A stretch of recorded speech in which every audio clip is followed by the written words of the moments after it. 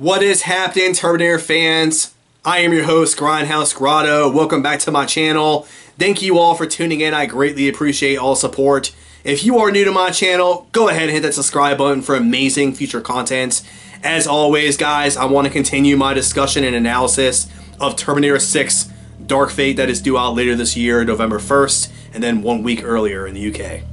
So what do I want to talk about today, guys? Well, I am very fascinated by this theory, and I've talked about it in all my other videos. This theory that came out in 2017 by TheTherminatorFans.com. Huge shout out to them. They are a phenomenal website. They've got an amazing YouTube page. They are the ultimate source for Terminator news. So if you are not a subscriber to their channel and you have not been to their website, go ahead and check them out. They are phenomenal. They are my source for Terminator information. I go to them quite frequently. Anyways, they had a theory that they produced back in 2017, and this theory basically explains the origin of Arnold's Terminator in this upcoming film. And to be quite honest with you guys, I've read a lot of different theories. I've looked at a lot of different comments left from people on my videos, and I think this theory from TheTherminatorFans.com is probably the best theory that's out there. It's the most logical theory. I think they've done the best job at explaining how Arnold exists in this timeline. And I just truly think that it makes sense, okay? Now, they have updated this theory over time. The original theory just basically stated that during the events of 1984's The Terminator, Skynet sent back two Terminators instead of one, and they had two different objectives, and that Terminator has existed in that timeline until now. All right. Over time, TherminatorFans.com has kind of added things to that theory as time has, passed, and we've gotten production updates and different tidbits of news from the movie. And so that's why I feel like this theory is so good, because every little bit of information that has been released, through leaks or spoilers or from updates from the production has fallen right in line with this theory. And honestly, it's the most logical theory that's out there. It makes the most sense, okay? How do we explain that Arnold exists in this timeline as this age, once again playing an aged T-800? He's got that grizzled beard, he's got the gray hair. In my opinion, looks absolutely badass. It's the best Arnold has looked in this role in a long time. I think that was a wise choice to actually make him look the age he is. So anyways, why does this theory make sense? Well, this theory basically states that in 2029, Skynet sent back two Terminators to kill Sarah Connor. The first Terminator failed, and the second Terminator waited until now. Now, they released an image on Twitter when they first released this theory, and it gained a lot of traction back then. Fans were freaking jumping on board, including myself. I absolutely love the theory. I think it makes the most sense. They released this little image, and it's got a picture of an aged Arnold, and then it's got the Terminator font in the background, and I'll put the image down right now. And it basically states that, in 2029, Skynet sent two Terminators back in time to kill Sarah Connor. One failed, and the other waited until now. That's just a really cool little tagline there. It got people thinking. It really got the juices going. People were really excited about this theory. And I just think it makes sense, because if Arnold existed in that timeline, it would make him the age that he is now in this Terminator film, okay? That means that Arnold could be himself in this film. He doesn't have to act like he's younger. He doesn't have to be something that he's not. He can just be the old age Terminator, and he can just act himself. And I feel like it makes the most sense, okay? Now, elaborating on this theory and why I think this is such a cool theory. So we know that they casted a young John Connor body double. They've casted Brett Azar. They brought him back to play an Arnold T-800 body double. So presumably we're going to be getting some flashback scenes in this new film that are going to explain some things, either during the events of Terminator 2 or after the events of Terminator 2. Because we know that this, stand-in body double for these scenes is going to be played by a young actor that is the same age as the John Connor, Edward Furlong from Terminator 2. So presumably this has to take place during the events of Terminator 2 or shortly thereafter. And with this Terminator theory, with this second Terminator that came back to 1984 and kind of lied in wait, kind of was in hiding, was adapting, was becoming a better infiltrator, maybe this Terminator basically learned something. Maybe this Terminator, gained a little bit of humanity from being amongst humans.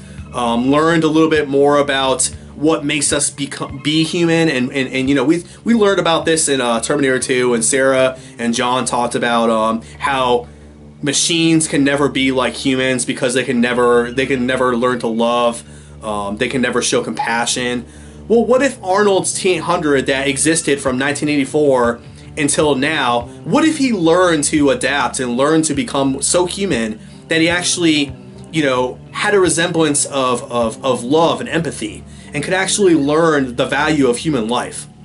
And to take it a step further, what if the same Terminator, after the events of Terminator 2, actually succeeded in killing John Connor? Okay, Sarah Connor escapes, she flees, she's absolutely heartbroken, you know, her son died, she escapes, and then she, you know, we fast forward to the events of this movie, and that same Terminator has been existing in this timeline, and Sarah's been kind of out there trying to hunt him down, but she doesn't know where his whereabouts are. She just knows that he's out there.